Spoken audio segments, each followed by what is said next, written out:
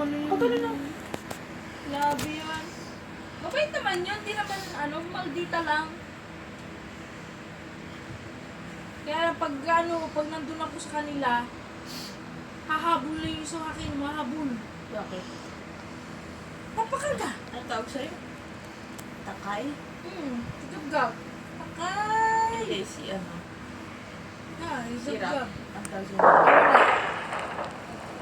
Hindi pa kasi masyadong nagsasalita yung yung tata. Kasamiss ko na din yung yung inaanak kong pogi din doon. Pag sa hapon, nilalabas ko yung dalawa sa gab-gab. Ang sirap-rap. Ha? Yung inaanak kong pogi, sinat na. Sino yun? Yung sinito kong inaanak. Sabi niya. Kanino anak? Anak ng border ni Kuya Gamay. Anong pangalan? Makanil. Hindi, Lalaki din. Nung nanay. Rose. Iba yung nagpapabok? Rose Villamor. Iba yung nagpapabok? Hindi. Si Ate Tess. Si Ate Hindi, Tess. iba pa. Iba yung nagpapabok ng Davao, Tubo, ba yun? Si Ate Wara yun. Ano pangalan mo? Jessica Wara. Ayan. Jessica.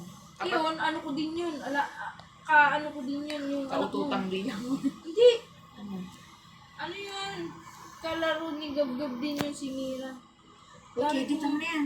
Dami kong mga doon. Si Mira, si Brian, Bigay mo yung mga kainin sa kanila. si Natnat. Basta dami. Dami mo mga anak. Dami ko doon. Hindi ako mawawalan. Ngayon nga, magkaroon na naman ako ulit ng mga... May bago ulit, kaklase ni Gab-Gab sa school nila. Buntis na naman yung nanay nun. Meron akong kinagigilingan doon. Ang taba ng bata. Tapos mukha siyang bumbay. Tapos ang itim-itim ng katawan. Tapos taba, chabi-chabi. Tapos pag lumabas,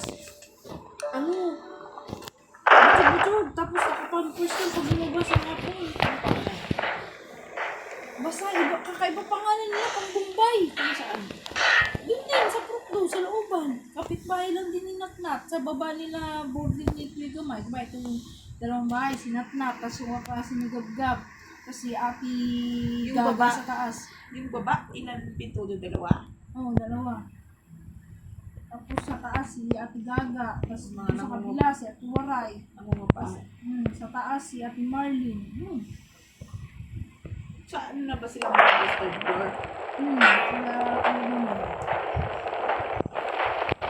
Bali, yung dun sa atin, upa na lang namin yung inalisan namin bahay ni Mama. Lalagyan niyo yun? Ha? Lalagyan niyo? Yung malaki yun eh. Ay, yung sa kabila? Yung lumang bahay? yung lumang bahay. Bala kasi ni Mama doon, paupahan na sana yun. Mga construction worker din, hindi kayo mga security guard. Saan siya kukuha ng construction worker? Kahit saan, pa dyan, sa istasyon, dyan, sa Paranaque. Naghanap siya dyan ng mga security guard. Ang laki nun, 2 kwarto yun. Kaya kausap. Sabi nga ni Mama, hatiin daw niya yun. Para mapaupahan na. Pag puro lalaki, babalas mo.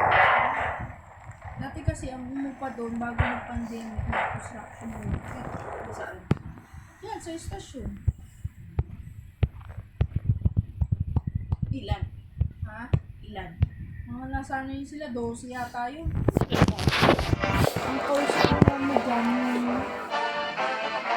Oh my god, it's time! The Lazada Global Brands Fest is now hot!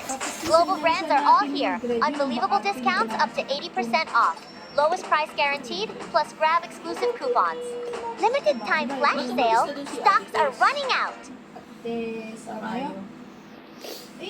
Tapos yung kontrata niya, tsaka ni-renovate din yung inalisan niyang bahay. Ngayon, may border na.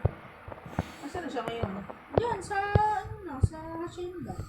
Doon nakahanap. Doon na siya nakahanap ng bahay kasi malapit din yung trabaho niya eh. Sa may pet shop. Doon sa suki ko na, Hindi ba yun siya Shopee dati? hindi. Kasi yung asawa ito yung pet shop, kasi groceryhan din, katabi lang. Dito yun si Ate Tess, minsan sa pet shop, minsan sa groceryhan. Tawid ka lang, nandun yung barbershop ng asawa niya. Tawid lang. Pulos. Pero